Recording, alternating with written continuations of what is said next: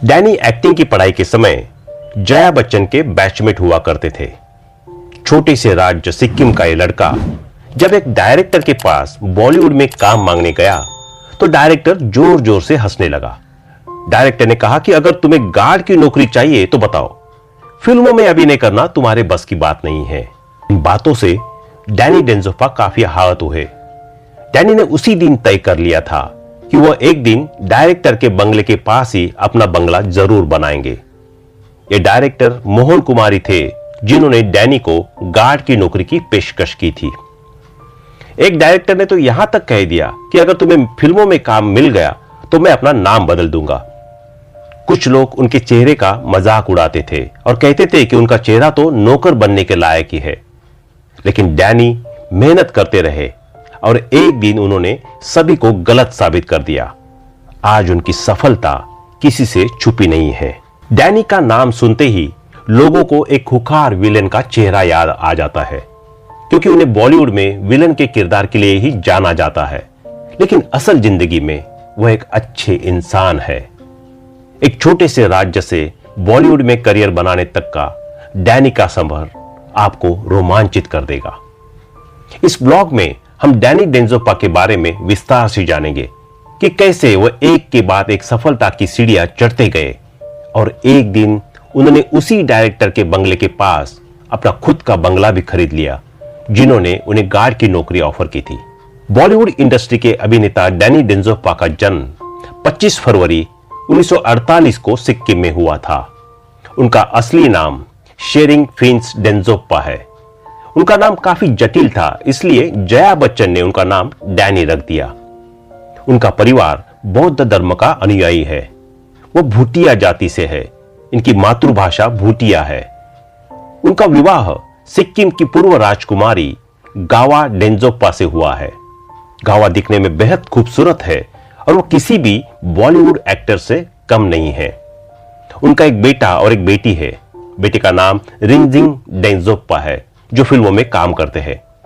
बेटी का नाम पेमा डेंजोफा है, जो लाइमलाइट से दूर रहना पसंद करती है।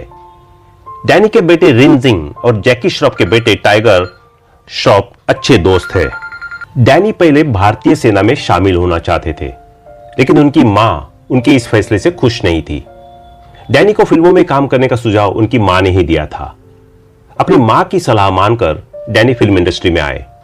उन्होंने अपनी एक्टिंग से बॉलीवुड पर ऐसी छाप छोड़ी जिसे शायद ही कोई एक्टर मिटा सके।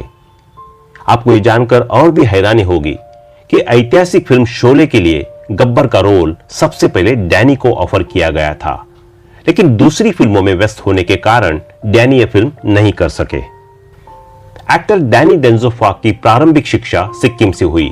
इसके बाद उन्होंने अपनी आगे की पढ़ाई बिरला विद्या मंदिर और सेंट जोसेफ कॉलेज दार्जिलिंग से पूरी की। फिर डैनी ने अभिनय की पढ़ाई के लिए पुणे के film and television institute of India में दाखिला लिया, जहां जया बच्चन भी उनकी दोस्त थी। डैनी ने इसी इंस्टीट्यूट से एक्टिंग के गुर सीखे। भले ही शुरुआती दिनों में डैनी के चेहरे और एक्टिंग का हर कोई मजाक उड़ाता था, लेकिन आज डैनी की सफलता किसी से छुपी नहीं है। डैनी ने हिंदी फिल्मों में अलावा नेपाली, तेलुगु और तमिल फिल्मों में भी काम किया है। डैनी ने बॉलीवुड में अपना डेब्यू साल 1972 में बी.आर. इशारा द्वारा निर्देशित फिल्म जरूरत से किया था, लेकिन यह फिल्म कुछ खास कमाल नहीं दिखा पाई। इसके बाद डैनी को फिल्मों में काम करने के लिए और भी संघर्ष करना पड़ा। इसके बाद उन्होंने साल 1973 में बी.आर. चोपड़ा द्वारा निर्देशित फिल्म धुंध में काम किया। इसमें वह मिलन की भूमिका में थे। फिल्मों में डैनी का यह रोल दर्शकों को पसंद आया और वो सुर्खियों में आ गए। इसके बाद डैनी बॉलीवुड की सुपरहिट फिल्म हम, बंदिश, द बर्निंग ट्रेन, पुकार और घातक में नजर आ चुके हैं। द बर्निंग ट्रेन में डैनी के साथ धर्मेंद्र, जितेंद्र, हेमा मालिनी और विनोद खन्ना मुख्य भूमिका में थे। फिल्म अग्निपथ में डैनी द्वारा निभाया गया कांचा चिना का किरदार काफी लोकप्रिय हुआ था। भले ही फिल्म उतनी सफल नहीं रही, लेकिन डैनी की एक्टिंग की सभी ने तारीफ की। इस फिल्म में विजय दीनानाथ चौहान की भूमिका में सुपरस्टार अमिताभ बच्चन नजर आए थे। डैनी ने अब तक 200 से ज्यादा फिल्मों में काम किया है और उनका सफर अभी भी जारी है। डैनी आज भी कात्या, बख्तावर, कांचाचिना, शेर खान, पाशा, खुदा बख्श, जब्बार समेत कई यादगार किरदारों के लिए जाने जाते हैं। डैनी एक अच्छे अभिनेता के साथ साथ एक अच्छे गायक भी है। उन्होंने किशोर कुमार, आशा भोसले और मोहम्मद रफी जैसे बड़े गायकों के साथ फिल्मों में गाने गाए हैं।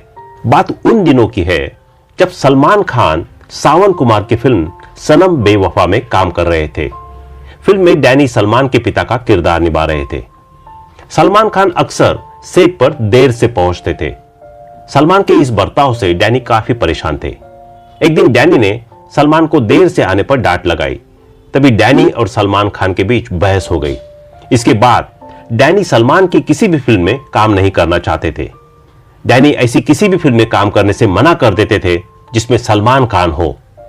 लेकिन समय के साथ इनका रिश्ता सामान्य हो गया।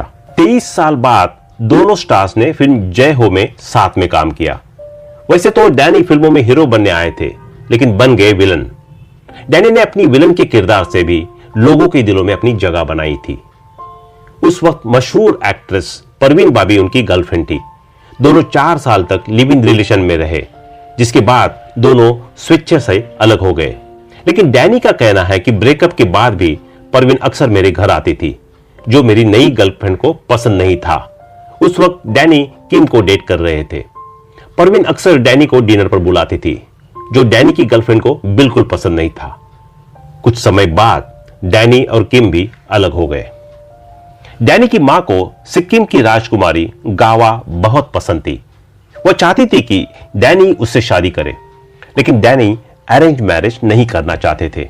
उनकी मां ने किसी तरह डैनी और गावा की मुलाकात कराई। गावा की खूबसूरती देखती डैनी उन्हें अपना दिल दे बैठे।